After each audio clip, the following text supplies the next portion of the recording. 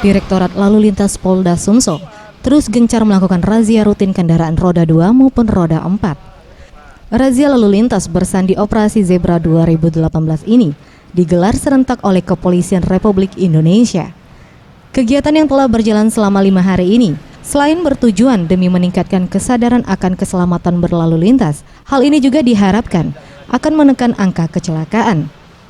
Penertiban sendiri dilakukan kepada para pengendara yang tidak melengkapi surat menyurat kendaraan, dan dari hasil penindakan tersebut diamankan sebanyak 35 kendaraan.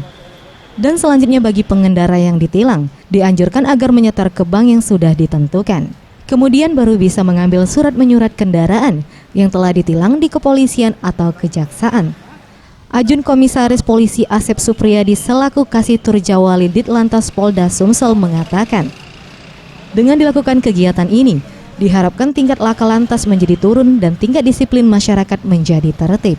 Di Zebra 2018 ini, situasi Kamsel Tipcar Lantas khususnya di Kota Palembang dan Sumatera Selatan, ya situasi aman, ya situasi tertib, akal-akal lantas turun, jumlah pelanggaran menurun, tingkat disiplin masyarakat berlalu lintas di jalan semakin tertib, sehingga kenyamanan dalam berkendara, tertib lalu lintas akan terjadi semakin kondusif.